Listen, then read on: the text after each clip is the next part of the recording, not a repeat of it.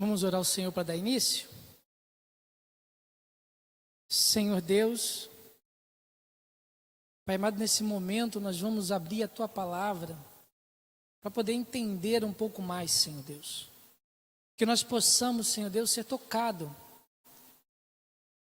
pelas palavras que aqui serão faladas e que o ensinamento, Senhor Deus, venha encontrar um bom solo, um bom terreno em nossas vidas, Senhor Deus.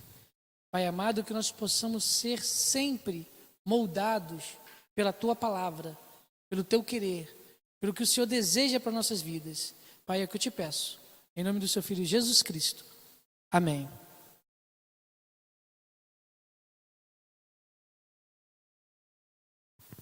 Antes de iniciar, o presbítero Bruno quer dar um recado? Desculpa aqui, é porque a gente ficou de botar o número aqui do telefone e acabamos esquecendo. Então aqui tá o meu número aqui e o número do Léo, tá, para que vocês possam mandar o nome e a gente incluir na lista da eleição, tá? Então aqui é o número meu e do Léo.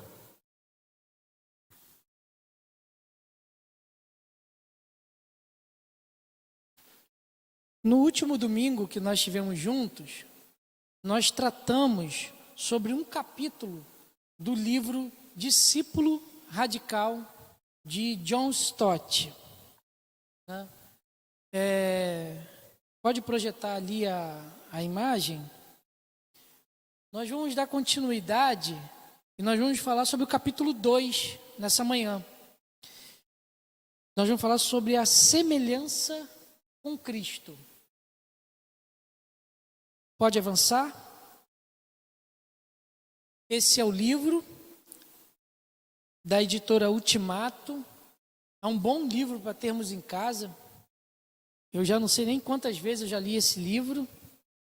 É muito bom esse livro mesmo. É um devocional. Pode avançar? Só para dar uma introdução, nós falamos no domingo que eu estive sobre o que é um discípulo radical. Mas vale salientar que quando eu falo discípulo radical no termo que está aqui, eu não estou me referindo a nenhum dos eventos que hoje existem, chamado radicais.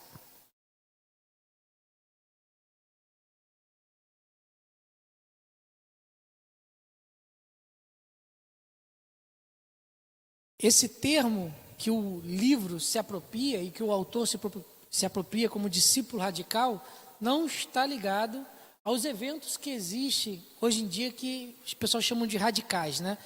Missão radical, discípulo radical, metanoia e outros nomes que é dado.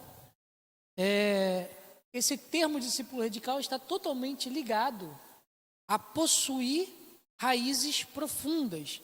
Está ligado ao texto que nós lemos no domingo que eu estive, que é Mateus 13, verso 3 ao verso 9, que é ligada à semeadura. Vamos lê-lo novamente? Mateus 13.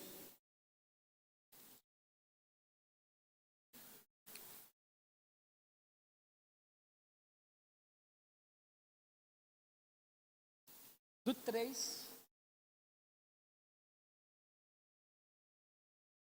3 até o 9. Diz assim: E falou-lhes de muitas coisas por meio de parábola, dizendo: certo semeador saiu a semear, e quando semeava, parte da semente caiu à beira do caminho, e vieram as aves e a comeram. Outra parte caiu em terreno pedregoso, onde não havia terra bastante, e logo nasceu, porque a terra não era funda. Mas saindo o sol, queimou-se e secou-se, porque não tinha raiz. Outra parte caiu entre os espinhos, e os espinhos cresceram e sufocaram. Outra caiu em boa terra e deu fruto. Uma semente produziu a 100, e outra a 60, e ainda outra a 30 por 1. Quem tem ouvidos para ouvir, ouça. Então, todo esse livro de John Stott sobre discípulo radical está totalmente trabalhado, e está trabalhado em cima desse texto de Mateus, possuir raízes profundas. Discípulo radical é aquele que tem um mestre e segue as suas doutrinas com profundidade, com solidez. E nós falamos sobre o primeiro capítulo, que foi inconformismo, naquele domingo. Hoje nós vamos tratar sobre o segundo capítulo, que é a semelhança com Cristo. Pode avançar?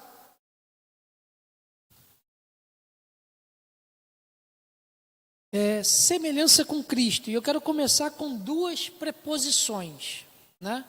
Dois prepostos para nossa afirmação durante esse estudo. Deus quer que o seu povo se torne como Cristo. Uma sentença de afirmação. Deus quer que o seu povo se torne como Cristo. A segunda sentença é: semelhança com Cristo é a vontade de Deus para o seu povo. O que Deus quer para o povo de Deus é que o seu povo se assemelhe a Cristo. Vamos ler 2 Coríntios, capítulo 3, verso 18. Quem achar aí pode ler o texto.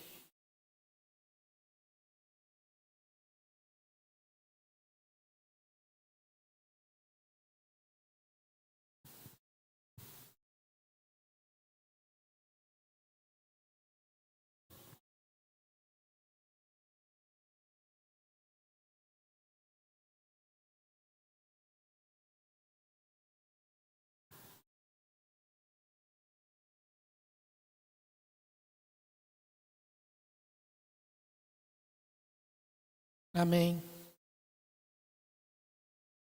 Eu vou ler novamente para poder ser registrado no vídeo. Diz assim: mas todos nós, com o rosto descoberto, refletindo a glória do Senhor, somos transformados de glória em glória na mesma imagem, como pelo Espírito do Senhor. Então nós temos o seguinte, que o que Deus deseja para a sua igreja, e a igreja eu sempre falo com o I maiúsculo, né? Com a igreja santa, invisível, imaculada, aquela que está escrita no livro da vida, lembrando que a igreja com o I minúsculo, a igreja instituição, que nós fazemos parte, estamos dentro dela, que é espalhada por vários países, que tem várias denominações, pela Escritura Sagrada, ela é um misto da igreja invisível com o joio, aqueles que são santos com aqueles que estão, mas não são santos, e que nós só saberemos no dia da volta de Jesus Cristo que o Senhor separará quem é seu e quem não é. Nesse sentido, eu estou falando da igreja com I maiúsculo, e a vontade de Deus para essa igreja é que essa igreja se torne a semelhança de Cristo. Algumas pessoas podem achar, pois, mas ser semelhante a Cristo é impossível, porque Jesus era Deus e homem. A divindade e a perfeição que Cristo tem é impossível para nós alcançarmos. Mas nós vamos tratar sobre esse assunto no decorrer desse momento. Max Lucado, ele tem uma frase que diz o seguinte: Deus o ama tal como você é, mas se recusa a deixá-lo assim. Faltou um R ali, ele quer que você seja simplesmente como Jesus. Deus o ama tal como é, mas se recusa a deixá-lo assim. Ele quer que você seja simplesmente como Jesus. Vamos ler o texto. Pode avançar. Romanos, capítulo 8, verso 29. Quem achou aí pode ler, tá?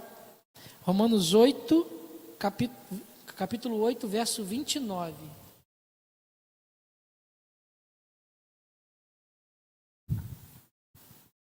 Porquanto aos que de antemão conheceu, também os predestinou para serem conformes à imagem de seu Filho, a fim de que ele seja o primogênito entre muitos irmãos.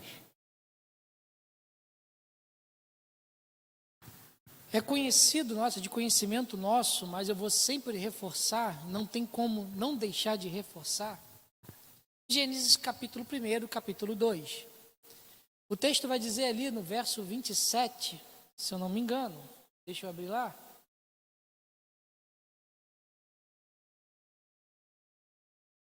Que Deus, exatamente, Gênesis capítulo 1, verso 27, que Deus criou o homem à sua imagem e à sua semelhança. Né? No período edílico, no período do Éden, o homem desfrutava de ser a imagem e semelhança de Deus. O homem, ao ser criado, criou totalmente a imagem e semelhança de Deus. Mas quando o homem recusou a continuar no Éden, ao desobedecer à lei divina, essa imagem e semelhança foi manchada, turvada. Até onde foi turvada, os teólogos aí discutem. Se ela atingiu a vontade humana ou não atingiu, vamos deixar isso para outros momentos de discussões mais teológicas. Mas o que nós temos é o seguinte, é que a imagem de Deus no homem foi manchada pela ação de Adão e Eva. O que muitos falam e que muitos dizem por aí, que o homem hoje é a imagem e semelhança de Deus turvada pelo pecado. Existe uma lente, existe um turvo, um véu, que mancha a imagem e semelhança de Deus. A queda distorceu a humanidade. E essa imagem não está mais como estava no período do Éden. Porém, quando nós olhamos para a Bíblia, como olhando para o Novo Testamento, nós vemos que Deus restaurou essa imagem em Cristo Jesus. E por causa de Jesus Cristo, o véu do templo se rasgou, não tendo mais separação entre Deus e o homem. O apóstolo Paulo vai dizer que o primeiro Adão fez ser vivente, o segundo Adão, espírito vivificante. Nós temos a representação de Cristo, que representa a nova criatura em Cristo Jesus, nova criatura em Deus, e o exemplo para que nós possamos chegar à semelhança da imagem que nós tínhamos outrora. E com isso nós temos o seguinte, que a semelhança com Cristo é o propósito que Deus tem para a criação. Quando nós olhamos para o verso 29, nós vemos o seguinte, pois o que dantes conheceu, também os predestinou para serem conforme a imagem do Filho, a fim de que ele seja o primogênito entre muitos irmãos. A igreja foi chamada para ser a imagem e semelhança de Deus, a imagem de Cristo, que foi revelada na pessoa de Cristo em nossas vidas. Pode avançar? 2 Coríntios 3,18, nós já lemos aqui, mas eu vou ler por causa do fundo do comentário dessa parte. Vai dizer o seguinte, mas todos nós, com o rosto descoberto, refletindo a glória do Senhor, somos transformados de glória em glória, na mesma imagem, como pelo Espírito do Senhor. O texto de 2 Coríntios, Paulo vai dizer que o Espírito Santo é aquele que promove a nossa transformação, para que nós possamos chegar à semelhança de Cristo. Ele fala aqui o seguinte, mas todos nós com o rosto descoberto, refletindo a glória do Senhor, somos transformados. Nós somos transformados pelo Espírito de Deus, que ele termina falando isso, de glória em glória. A igreja do Senhor que está militando na terra, ela conta com o Espírito Santo para que ela possa ser purificada, preparada e entregue ao seu noivo. A noiva será entregue da forma que o noivo a aceite. A noiva prudente será entregue ao seu noivo e o Espírito Santo levará a igreja para isso. Filipenses 1,6, nós lemos domingo retrasado, mas vamos ler de novo. Quem achou pode ler.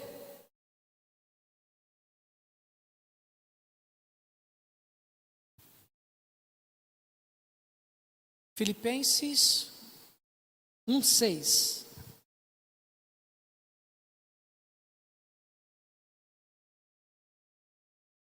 Estou plenamente certo de que aquele que começou boa obra em vós há de completá-la até o dia de Cristo Jesus. Aquele que começou a boa obra, o Espírito Santo, que nos convenceu do pecado e do juízo, da salvação, é Ele que a completará até o dia do nosso Senhor. 2 Coríntios 3:18 e Filipenses 1:6 nos fala que nós podemos ser a semelhança de Cristo porque o Espírito Santo está trabalhando em nossas vidas. É Ele que está dando continuidade ao trabalho que Ele mesmo iniciou em nossas vidas, para que nós possamos ser entregue ao Senhor Jesus Cristo quando Ele vier. 1 João, capítulo 3, verso 2, primeira epístola de João,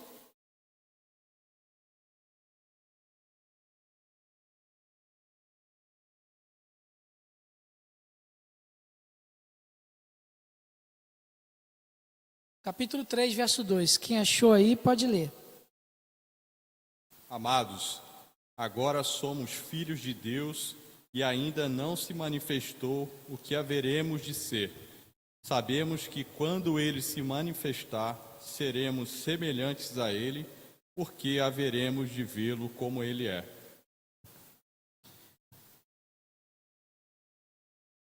Ainda não se manifestou o que nós havemos de ser, né? Mas, quando Ele se manifestar, seremos semelhante a Ele. João vai dizer aí que quando Jesus Cristo voltar, a primeira coisa que ele vai dizer é que nós estaremos com Ele. E a segunda coisa que ele fala é que nós seremos como Cristo. Nós não só estaremos como Ele, mas seremos como Ele, seremos a semelhança dEle. O primogênito dentre os mortos. Pode avançar? Com esses 3 textos que nós lemos, nós temos um pano de fundo, né? Os alemães chamam isso de Sitz im Leben. Nós temos uma ambientação teológica que vai dizer o seguinte: no primeiro texto que nós lemos de Romanos, nós temos um propósito eterno de Deus. O propósito de Deus eterno é que a igreja, ela é destinada a ser semelhante a Cristo. Antes da criação, no propósito eterno, Deus já tinha nos seus desígnios eternos que a igreja se tornasse semelhante a Cristo. Nós temos também um propósito histórico, que nós lemos em 2 Coríntios, capítulo 3, verso 18, e Filipenses 1:6, que o Espírito Santo, ele atua na igreja para que nós possamos ser transformados à semelhança de Cristo. Nós temos, de início, o propósito de Deus eterno, que Ele vai fazer isso. Quem faz, que é o Espírito Santo. E nós temos depois, em 1 João capítulo 3, verso 2, o propósito escatológico. O propósito escatológico é que a igreja será semelhante a Cristo. Nada vai fugir do propósito eterno de Deus. Aquilo que está no propósito eterno de Deus vai acontecer no propósito escatológico. A igreja santa e imaculada será, quando for entregue a Jesus Cristo, será igual a Ele. Vamos ler o texto de 1 João, capítulo 2, verso 6.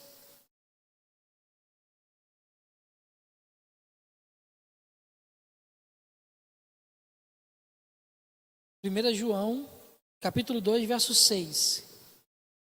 Aquele que diz que permanece nele, esse deve também andar assim como ele andou. Aquele que diz que está nele, deve andar como ele andou. João aqui nos puxa novamente que nós temos que andar como o nosso Jesus Cristo andou. Nós temos que ser semelhante a Ele. Para isso nós vamos trazer alguns exemplos do Novo Testamento, de como devemos ser como Cristo. Pode avançar? Exemplos do Novo Testamento. O primeiro exemplo é que nós devemos ser como Cristo em sua encarnação. O tom pode doer um pouquinho aos ouvidos, e realmente dói, porque nós podemos dizer o seguinte: o evento da encarnação não foi um evento único? Quando nós olhamos para a Bíblia, nós vemos que o evento da encarnação é um evento único em um sentido. Único porque foi na encarnação que Deus veio habitar conosco, coabitou com a humanidade. É único porque foi o agente da salvação e de resgate das nossas vidas para com Deus. Mas também não foi um evento único, porque a caminhada trilhada da encarnação de Jesus Cristo é o caminho que nós temos que trilhar. E Jesus Cristo, ele trilhou o caminho da humildade. A encarnação do Verbo nos leva a um caminho de humildade. Filipenses capítulo 2, versos 5 até o 8. Filipenses capítulo 2,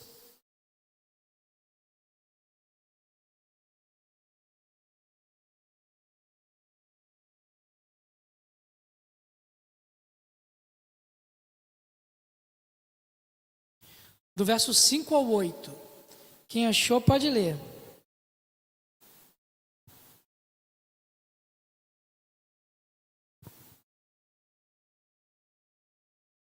Tende em vós o mesmo sentimento que houve também em Cristo Jesus, pois ele, subsistindo em forma de Deus, não julgou como usurpação a ser igual a Deus. Antes, a si mesmo se esvaziou, assumindo a forma de servo, tornando-se em semelhança de homens e reconhecido em figura humana. A si mesmo se humilhou, tornando-se obediente até a morte, e morte de cruz. Seguir e ter o exemplo da encarnação de Cristo é ser obediente ao Pai até o ponto que o Pai deseja. O Pai desejou para Cristo que ele fosse para a cruz. A última oração de Jesus Cristo no Getsêmani, ele disse: Pai, se possível for, afaste-se de mim esse cálice, mas contudo, seja feita a sua vontade. Jesus Cristo, mesmo sendo Deus, ele não usurpou a ser igual a Deus, como está aqui no texto. Ele se limitou, ele se humilhou, ele teve uma trajetória de humildade. E essa é uma trajetória que nós temos que ter como cristão. Ser semelhante a Cristo é trilhar o caminho que o nosso Senhor Jesus Cristo trilhou. É ser obediente a Deus, é ser humilde diante diante da sociedade que está à nossa volta. E sermos semelhante a Ele, nós temos que trazer essa semelhança, essa humildade para a nossa vida. O segundo exemplo que nós temos é que nós devemos ser como Cristo em seu serviço. O serviço que o Senhor praticou quando esteve na terra é o serviço que nós temos que praticar. Evangelho de João, capítulo 13, verso 14 e 15.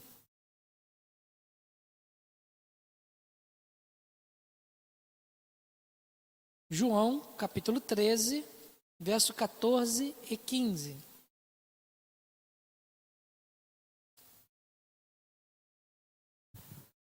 Ora, se eu sendo o Senhor e o Mestre vos lavei os pés, também vós deveis lavar os pés uns dos outros, porque eu vos dei o exemplo para que, como eu vos fiz, façais também, vós também.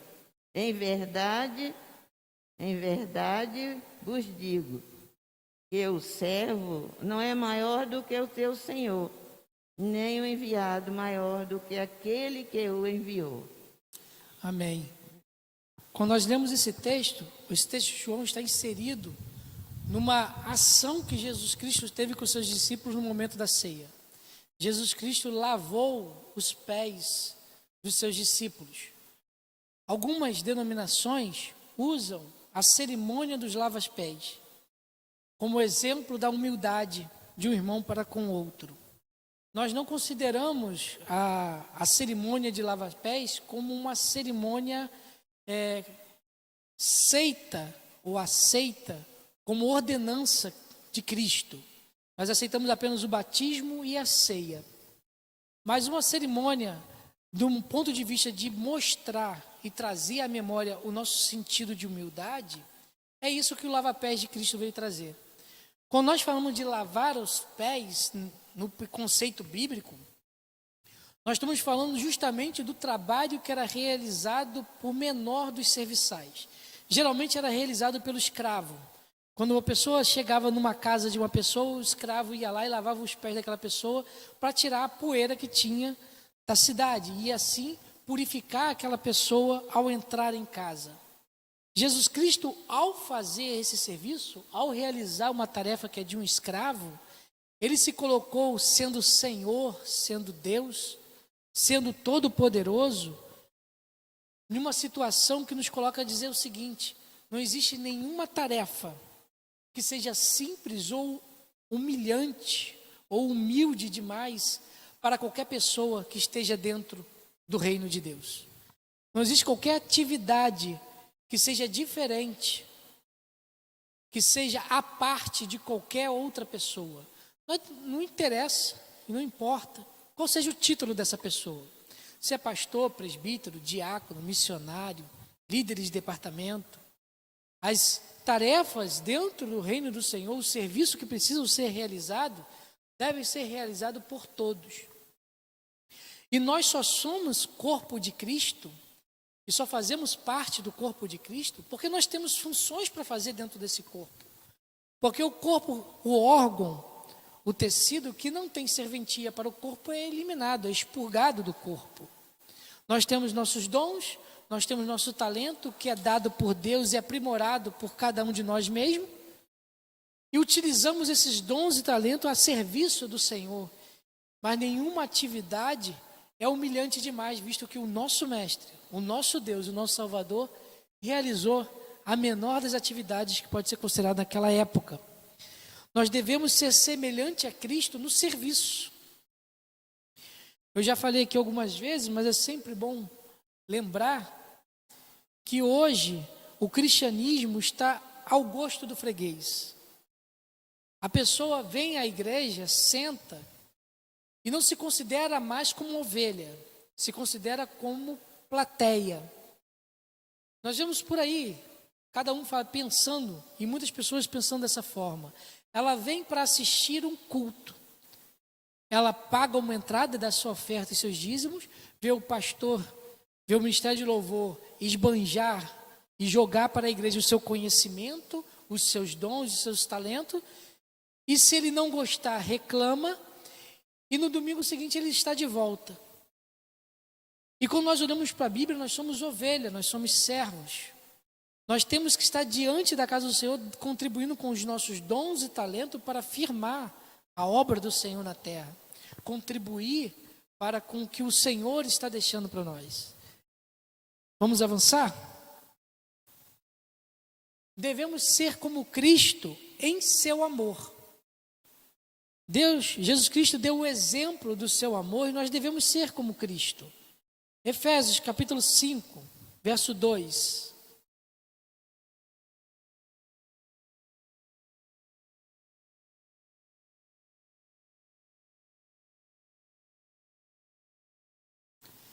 E andai em amor, como também Cristo nos amou e se entregou a si mesmo por nós, como oferta e sacrifício a Deus em aroma suave. O texto aí, o apóstolo Paulo começa com o verbo andar. Andar, que é um verbo de movimento, é um verbo que traz para nós que o nosso comportamento tem que ser caracterizado pelo amor. Não é uma coisa que está em determinados momentos da nossa vida. Não é um amor que está para algumas pessoas e para outros não. O amor tem que ser constante, nós temos que andar no amor. Nós temos que continuar o progresso no amor, assim como Cristo nos amou. Ele usa um outro verbo. Ele usa o verbo entregar.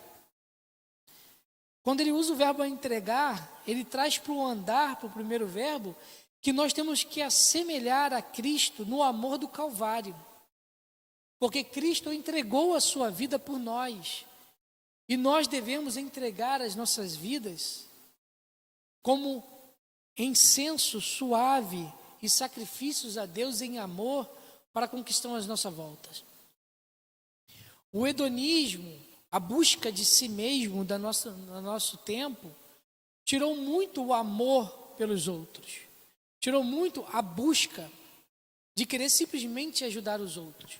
Nós vemos aí nas redes sociais as pessoas se autoproclamando e tirando selfies e mais selfies e gravações de ajudando a pessoa, se mostrando em ajudar. Mas o ajuda que está aqui no texto, o amor que é do texto, é o amor ágape, o amor daquela pessoa que faz o que está promovendo, desconsiderando totalmente si e qualquer proveito que ele pode ter na ação que está tomando. É desconsiderar qualquer atitude e qualquer lucro, qualquer sobriedade da ação sobre o que faz. E a pessoa se desconsidera totalmente. É entregar como Cristo se entregou do Calvário. O outro exemplo que nós temos é que nós devemos ser como Cristo em sua longanimidade. Longanimidade, às vezes nós interpretamos mal, às vezes interpretamos quase com mansidão, mas longanimidade é longanimidade e mansidão é mansidão. 1 Pedro, capítulo 2, verso 18 e 21.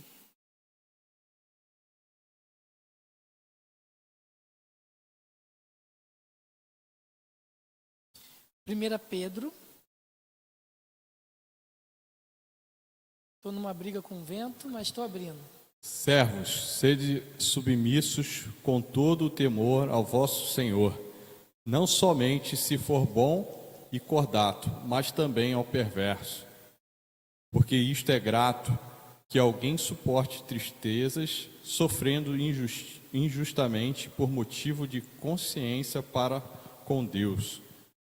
Pois que glória há, se pecando e sendo esbofeteados, por isso o suportais com paciência. Se, entretanto, quando praticais o bem, sois igualmente afligidos e o suportais com paciência, isto é grato a Deus. Porquanto para isto mesmo fostes chamados, pois que também Cristo sofreu em vosso lugar, deixando-vos exemplo para seguirdes os seus passos. Quando falamos de longanimidade, estamos falando de não retribuir o mal com o mal. Nós estamos falando de suportar a injustiça que vem sobre nós. Cristo suportou o sofrimento que veio sobre a vida dele. No momento auge, na cruz do Calvário, Jesus Cristo disse: Pai, perdoai-os, porque eles não sabem o que fazem. Ser longânimo é que, em meio da sociedade sendo injustiçado, sendo perseguido, sendo maltratado injustamente, e isso que diz aqui em 1 Pedro que nós lemos, capítulo 2, é nós praticarmos o bem, mesmo tendo recebido o mal. Isso é ser longânimo. Isso é a mostragem, vamos dizer assim, é a concretização do fruto do Espírito. Ter o fruto do Espírito em nossas vidas, uma das características é ser longânimo e não praticar o mal pelo bem. Eu já ouvi alguns cristãos que falam o seguinte: não mexe comigo não mexe com quem está quieto. Eu dou um boi para não entrar numa briga e uma boiada para não sair dela. Mas quando nós olhamos para as Escrituras, nós vemos que nós temos que ser longânimo. devemos seguir o exemplo de Cristo. Longanimidade é um preceito que nós temos que ter se nós temos que ser semelhante a Cristo. Vamos avançar? O outro exemplo é que devemos ser como Cristo em sua missão. Nós temos que seguir a Cristo e ser semelhante a Ele na missão que Ele teve na terra. A missão que Ele teve foi proclamar o reino, mostrar o reino, mostrar a salvação. João, capítulo 17, Evangelho de João, capítulo 17.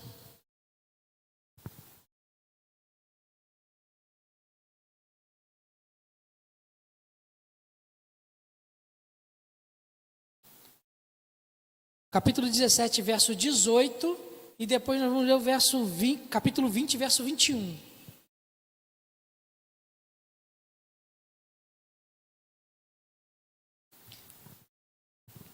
Assim como tu me enviaste ao mundo, também eu os enviei ao mundo. Capítulo 20, verso 21.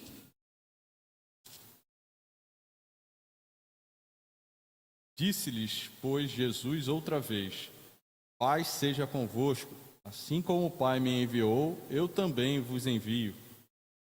Nós fomos enviados para esse mundo. Nós temos uma missão. Mais do que nós temos no mandato do Senhor Jesus Cristo, na grande comissão, nós temos uma missão em ser semelhante a Ele. Aqui vai dizer o texto: assim como o Pai me enviou, eu os envio. O Pai enviou Jesus Cristo para uma missão e nós somos enviados para a nossa missão. A missão que a igreja possui como um todo, como noiva, se assemelha à missão que Cristo teve. Cristo veio e mostrou o reino. Nós estamos aqui, somos parte da igreja, somos a igreja e nós temos a missão de mostrar o reino de Deus para essa geração. Não importa se ela quer ouvir ou não. Só que existe uma diferença de mostrar o reino. Existe um conceito novo já está em algumas décadas já, mas ainda é recente, e para alguns ainda soa como novo, que é a missão encarnacional, que agrega ao primeiro que nós falamos lá sobre a encarnação de Cristo. A missão encarnacional é o que justamente Jesus Cristo fez. Jesus Cristo entrou no mundo. Jesus Cristo estava na eternidade, eterno, Filho de Deus, segunda pessoa da Trindade. Ele encarna e entra no nosso mundo. Ele entra nas nossas mazelas. Ele sofre e é tentado em todas as coisas. E o texto vai dizer que foi tentado em todas as coisas, mas não pecou. Mas ele esteve presente em todas as mazelas. O texto bíblico vai dizer que ele foi contado entre os transgressores. Cristo sofreu com os que sofrem. Ele sofreu com Zaqueu, com a adúltera que estava sendo injustamente querendo ser apedrejada, com a samaritana, com o aleijado junto ao tanque de Betesda, com o noivo do casamento que não tinha mais vinho para a celebração da sua festa. Ele estava presente nisso tudo, ele sofreu, e nós temos que encarnar em nós, trazer para a nossa vida esse mesmo sentimento de Cristo. Nós temos que sofrer com os que sofrem, chorar com os que choram, se alegrar com os que se alegram, dar o ombro, dar o abraço, dar a mão, para que nós possamos estar em nós o sentimento que está nele. Nós temos que penetrar na dúvida dos duvidosos, daqueles desse exato momento que mesmo diante de todos os textos bíblicos e diante de toda a revelação que nós temos, não consegue sentir o Espírito Santo, Deus tão perto. Precisa de uma palavra amiga, precisa de uma ajuda para encontrar e ver o caminho que está à sua frente. Essa é a missão, que foi a missão de Cristo, mostrar o reino de Deus. e nós temos que mostrar o seu reino. Diante dessas semelhanças, esses exemplos com Cristo, nós temos algumas consequências práticas. Pode avançar? Consequências práticas que nós temos que ter, ou levar em consideração sobre essa semelhança com Cristo. A primeira consequência prática da semelhança com Cristo, pode avançar o slide. A primeira consequência prática é sobre a semelhança de Cristo e o mistério do sofrimento. É um mistério o sofrimento, é um mistério teológico. Vários teólogos debruçaram para escrever sobre o sofrimento do cristão. Nós temos o reino de Deus, nós fazemos parte do reino de Deus. Acabamos de ouvir a mensagem, agora falando sobre essa questão de pessoas que passam por sofrimento e são atacadas pelo mundo. Mas existe um mistério, como que esse mistério do sofrimento se relaciona com a semelhança e com o trajeto da semelhança de Cristo? Em Romanos capítulo 8, que nós lemos, verso 28 e 29, quem achou, pode ler.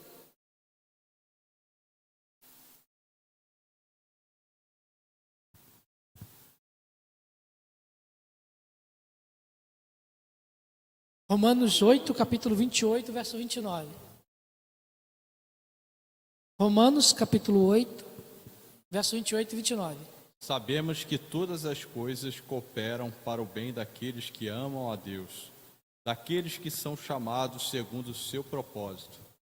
Porquanto, aos que de antemão conheceu, também os predestinou para serem conformes à imagem de seu Filho, a fim de que ele seja o primogênito entre muitos irmãos. O termo aí da versão que o presbítero Bruno leu, ele usa um conectivo que é melhor do que o meu, no verso 29. O meu começa como pois, ele começa como porquanto. Como ele faz uma ligação entre o verso 28 e o verso 29. Primeiro, o apóstolo Paulo fala o seguinte: todas as coisas cooperam ou concorrem para o bem. Então, não existe nada que acontece na nossa vida que não concorre para o bem. Todas as situações que nós passamos na nossa vida vai concorrer para o bem da nossa vida. Sejam ações positivas e ações negativas. Porém, quando nós olhamos para o verso 29, o apóstolo coloca qual é o bem maior que concorre todas as coisas. O bem maior que concorre todas as coisas é para que nós nos conformemos com a imagem do seu Filho.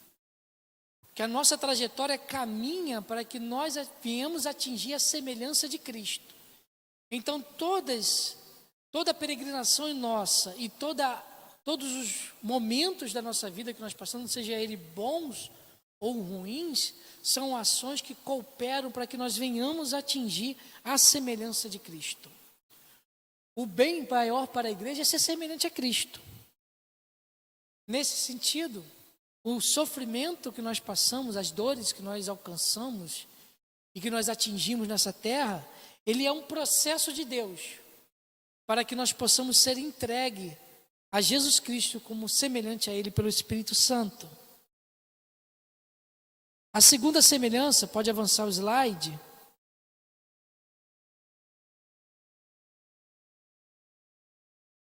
Aliás, a segunda consequência prática é nós analisarmos a semelhança de Cristo e o desafio evangelístico. O desafio que nós temos do evangelismo.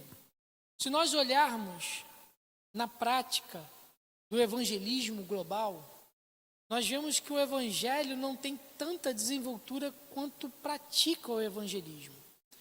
A própria missão Billy Graham, Instituto Billy Graham, ele levantou agora, acho que foi em 2010 para cá, uma declaração dizendo que nem todos aqueles que aceitaram a Cristo durante as convenções de Billy Graham permaneceram na igreja. É um desafio evangelístico. Os missionários pregam, nós pregamos, nós falamos, mas nem todo mundo consegue enxergar a salvação em Cristo Jesus que nós proclamamos. E existe um paradoxo, que é o melhor termo, existe uma contraposição entre a semelhança de Cristo e o desafio do evangelismo. O problema é que ainda nós não parecemos com Cristo. Nós estamos aqui na terra, estamos caminhando para ser semelhante a Cristo, mas só que nós não parecemos com Cristo. Na nossa mensagem do Evangelho, a mensagem que nós proclamamos de Cristo, está contida a verdade bíblica, auxiliada pelo Espírito Santo, mas também transparece muito a nossa natureza diante da mensagem. E a nossa natureza que transparece na mensagem que nós pregamos é mais ouvida do que a mensagem que nós proclamamos. Antes de ler essas duas frases que está aqui, existe um ditado popular que algumas pessoas conhecem, de repente outras não, que diz o seguinte: o que você fala tão alto que eu não consigo ouvir o que você diz. As nossas atitudes falam tanto, que às vezes o que nós falamos, o que nós proclamamos não é ouvido. Nós vemos exemplos de pessoas que às vezes você pode até ouvir assim: poxa, aquela pessoa lá, aquele seu amigo que diz que é evangélico que nada. Vi ele fazendo tanta coisa. A atitude fala mais alto. Francisco de Assis, ele tem uma frase, eu já falei aqui em uma escola dominical, que é repercutida por Karl Barth, que Karl Barth traz para o seu livro, que diz o seguinte: pregue o Evangelho, pregue o Evangelho, pregue o Evangelho. Se precisar, fale alguma coisa. O Evangelho é pregado com vida, mais do que com palavras. Nós precisamos das palavras para demonstrar e construir teologicamente, evangelisticamente os nossos raciocínios, mas a nossa vida é vista, o que nós falamos é ouvido, o que nós fazemos é ouvido pelas pessoas. Essas duas frases foram ditas por pessoas que não eram cristãs e uma delas se tornou cristão. Um disse o seguinte: se vocês cristãos vivessem como Jesus Cristo, a Índia estaria aos pés amanhã. Quem disse isso foi um professor hindu. Outra diz o seguinte: se todos os cristãos fossem cristãos, hoje não haveria mais islamismo. Um ex-islâmico que disse isso. Vamos avançar? Próximo slide. John Bolton, ele disse certa vez o seguinte: a pregação mais eficaz provém daqueles que vivem conforme aquilo que dizem. Eles próprios são a mensagem. O cristão tem de ser semelhante àquilo que falam. A comunicação acontece fundamentalmente a partir da pessoa, não de palavras ou de ideias. É no mais íntimo das pessoas que a autenticidade se faz entender. O que agora se transmite com eficácia é basicamente a autenticidade pessoal. Aquilo que transmite pela voz com eficácia é basicamente aquilo que já é autenticado na vida da pessoa. Semelha-se a criança, que o pai chega e começa a falar o que está errado, o que não deve fazer, mas o pai pratica. O filho acaba seguindo o exemplo do pai e não do que o pai diz. Fica se aproximando da atitude dos pais e não do que é falado pelos pais. Vamos avançar? A outra consequência prática é a semelhança com Cristo e a habitação do Espírito. Nós lemos aqui nos textos que o propósito de Deus é nos fazer como Cristo. Nós somos levados pelo Espírito Santo a esse processo. E essa transformação não é realizada pelas nossas próprias forças. Se nós tentarmos nos transformar em Cristo, nós não conseguiremos por força própria. Nós não conseguiremos ser semelhante a Cristo, como deve ser feito, se não for pelo Espírito Santo. É por isso que quando nós nos convertemos, quando nós aceitamos a Jesus Cristo, nós nos tornamos morada do Espírito Santo, para que Ele pudesse agir em nossa vida para a nossa caminhada. O Espírito Santo é que nos capacita a cumprir o propósito de Deus para que a igreja atinja a semelhança com Cristo. Como diz a palavra do próprio Paulo, a estatura do varão perfeito. Vamos avançar? William Temple, ele vai dizer o seguinte: não adianta me dar uma peça como Hamlet ou Rei Lear e me dizer para escrever algo assim. Shakespeare podia fazer isso, eu não posso. E não adianta me mostrar uma vida como de Jesus e me disser para viver como ele. Jesus era capaz, eu não.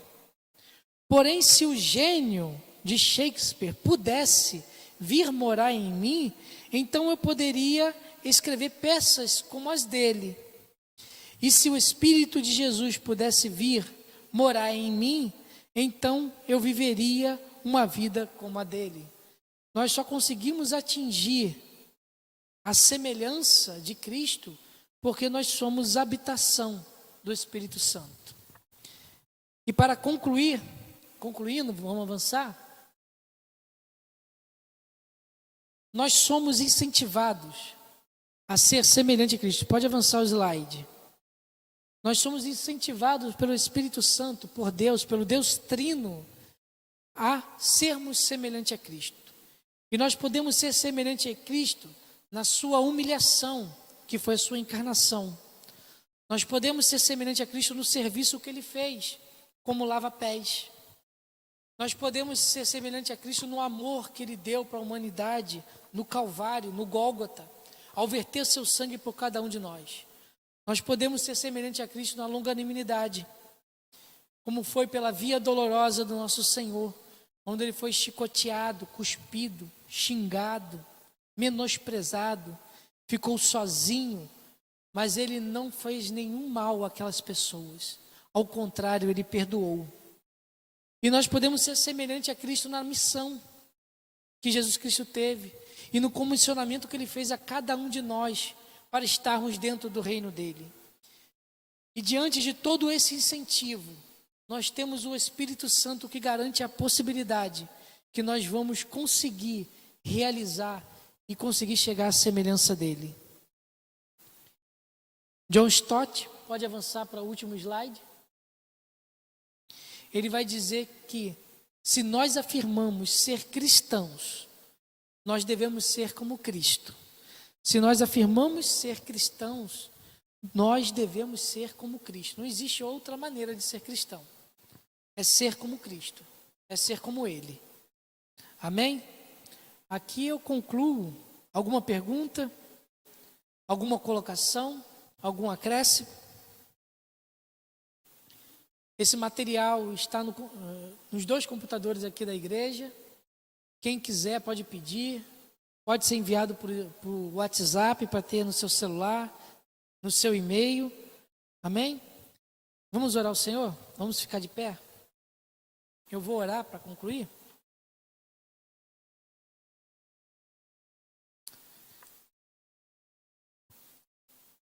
Senhor Deus, muito obrigado, Senhor, por essa manhã.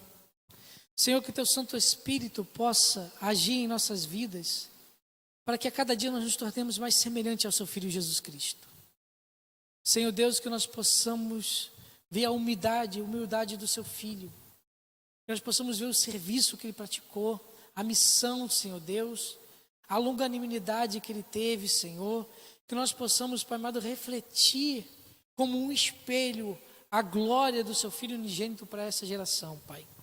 Senhor Deus, nesse momento nós encerramos esse período de escola bíblica dominical.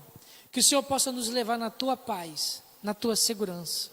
Pai, eu oro também nesse momento pelos enfermos, pelos doentes da sua casa. Que o Senhor possa visitá-los. Que o Senhor possa ir, Senhor Deus, no lar e dar a cura. Que a cura possa ser manifesta nos enfermos, Senhor Deus. Que nós possamos dizer que grandes coisas fez o Senhor por nós. Ao ver os nossos irmãos e nossos amigos curados pela glória do teu santo nome, Pai. Senhor Deus, visita o pastor Francisco, esteja com o pastor Francisco. Que ele possa se recuperar a cada dia, dê mais força. Age, Senhor Deus, no sistema imunológico, nos pulmões, nos órgãos, Pai amado, para que ele possa, Senhor Deus, se restabelecer e estar melhor a cada dia. Que o Senhor possa continuar fazendo um milagre na vida dele. Toma, Senhor Deus, a irmã Jacira, esteja com ela, Senhor Deus, ajuda, Pai amado, no processo de cura, restabeleça a saúde, Pai amado, que nós possamos ver, Pai amado, esse casal, teus servos, Pai amado, louvando o teu santo nome aqui na tua casa, Senhor Deus. Que nós possamos ver, que nós possamos contemplar o milagre que o Senhor fez na vida deles, Senhor Deus. Um culto de ação de graça, porque tu, Senhor, tem feito grandes coisas na vida do teu servo, Pai.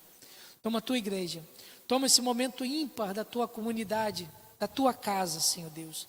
Seja, Pai amado, com os próximos dias, com a comissão de sucessão pastoral, com a eleição, com os membros, que a tua vontade, Senhor Deus, possa ser realizada e sobressair sobre a vontade de qualquer um, Pai amado.